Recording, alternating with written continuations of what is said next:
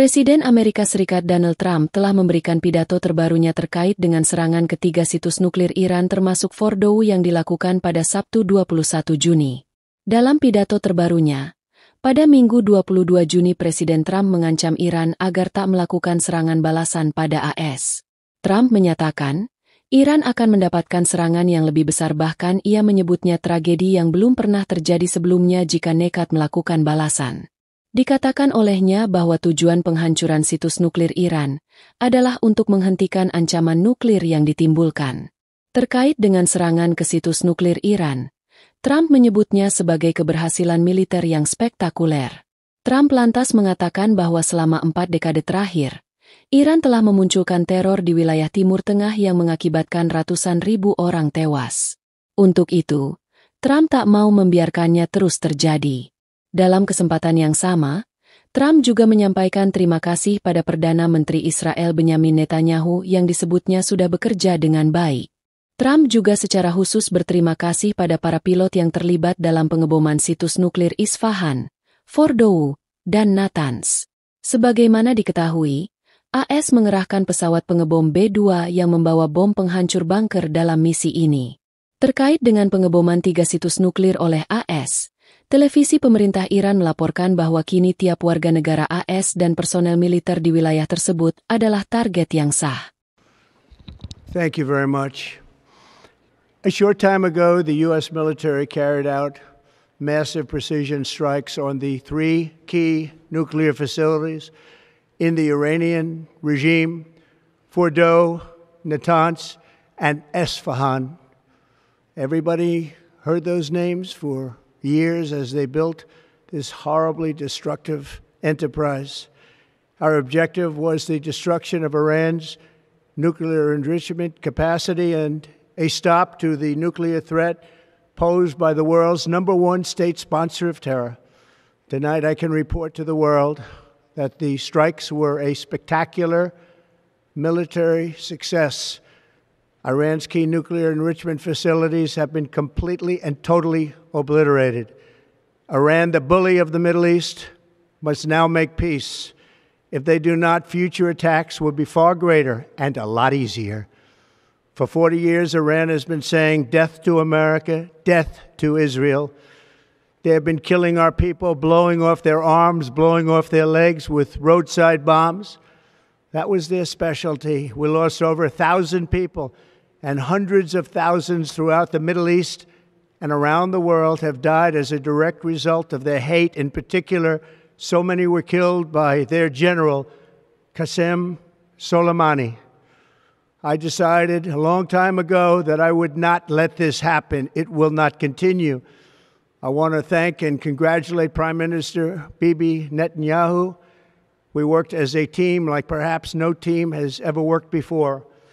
And we've gone a long way to erasing this horrible threat to Israel. I want to thank the Israeli military for the wonderful job they've done. And most importantly, I want to congratulate the great American patriots who flew those magnificent machines tonight, and all of the United States military on an operation the likes of which the world has not seen in many, many decades. Hopefully, we will no longer need their services in this capacity. I hope that's so. I also want to congratulate the chairman of the Joint Chiefs of Staff, General Dan Raisin-Kane, spectacular general, and all of the brilliant military minds involved in this attack. With all of that being said, this cannot continue. There will be either peace or there will be tragedy for Iran far greater than we have witnessed over the last 8 days. Remember, there are many targets left. Tonight's was the most difficult of them all, by far, and perhaps the most lethal. But if peace does not come quickly, we will go after those other targets with precision, speed, and skill. Most of them can be taken out in a matter of minutes. There's no military in the world that could have done what we did tonight, not even close. There has never been a military that could do what took place just a little while ago. Tomorrow, General Kane, Secretary of Defense, Pete Hegseth will have a press conference at 8 a.m. at the Pentagon. And I want to just thank everybody, and in particular, God. I want to just say we love you, God, and we love our great military. Protect them. God bless the Middle East. God bless Israel. And God bless America. Thank you very much. Thank you.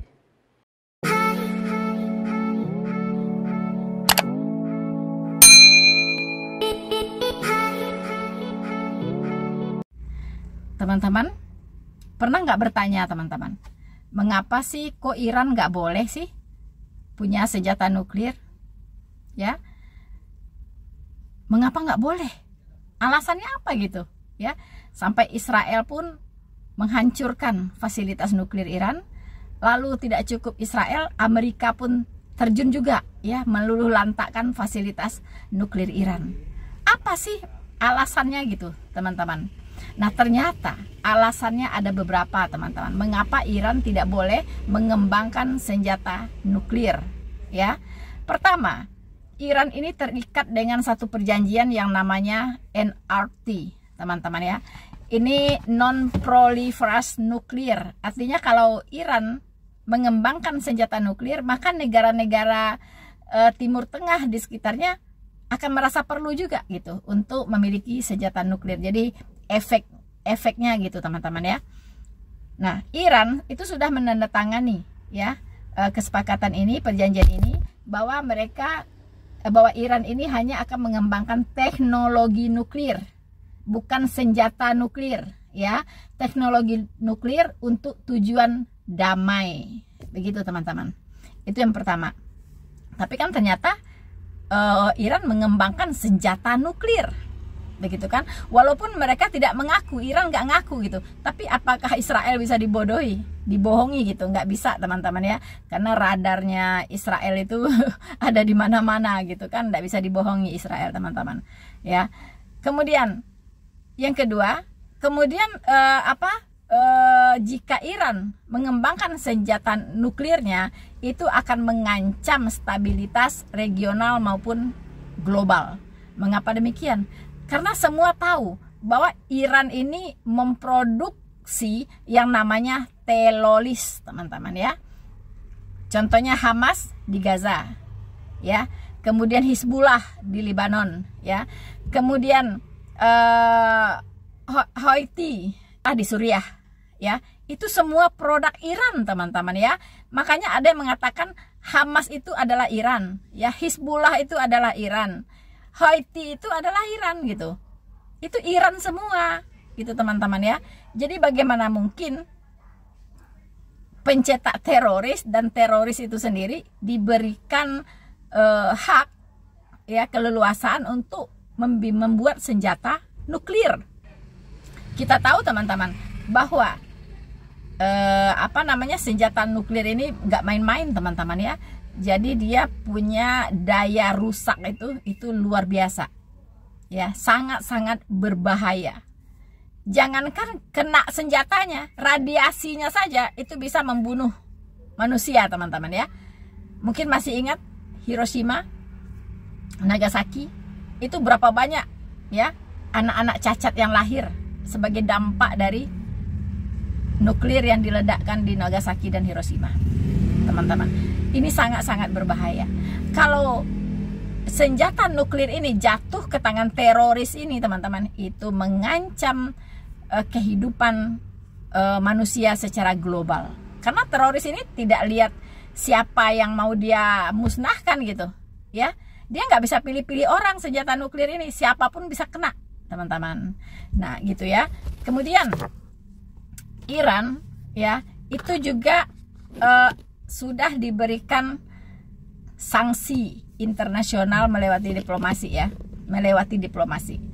Nah, dunia internasional berupaya mencegah Iran untuk mengembangkan senjata nuklir gitu ya, dalam perundingan Joint Comprehensive Plan of Action atau JCPOA teman-teman ya, atau dikenal juga dengan Perjanjian Nuklir Iran tahun 2015. Nah, di situ Iran sudah berjanji dia tidak akan mengembangkan senjata nuklirnya ya, tapi hanya akan mengembangkan teknologi nuklir untuk tujuan damai.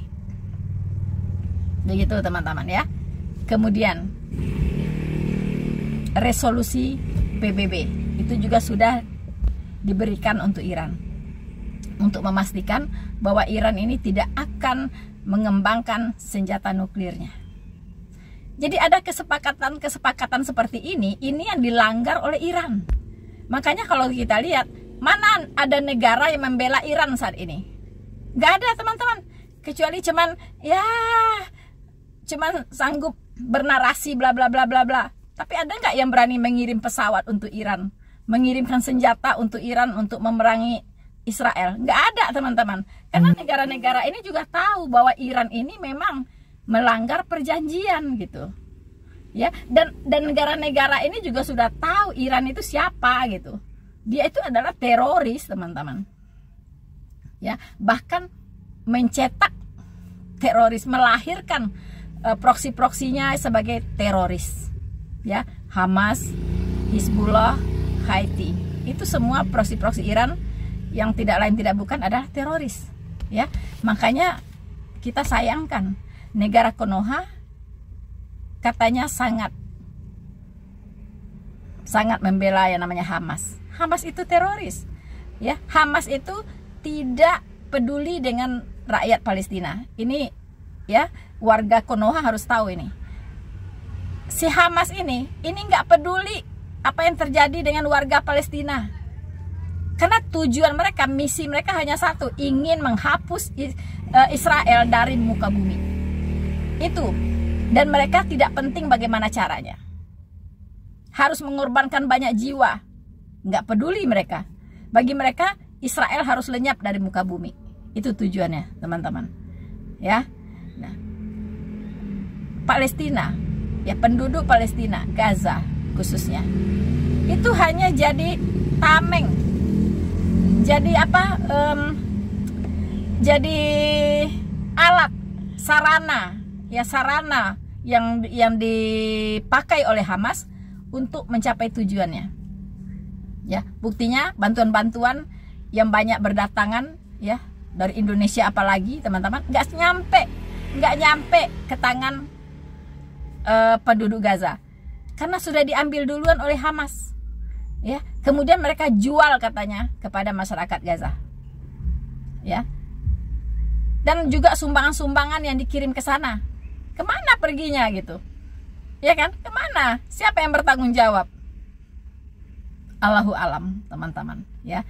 Jadi please, jangan sekali-sekali kalau Anda mau damai, kalau Anda mau menyelamatkan ya penduduk Gaza, lawan Hamas. Jangan malah mendukung Hamas dengan label pejuang Palestina. Dia bukan pejuang Palestina teman-teman. Hamas itu bukan pejuang Palestina. Dia itu adalah pejuang Iran ya, yang ingin melenyapkan Israel dari muka bumi.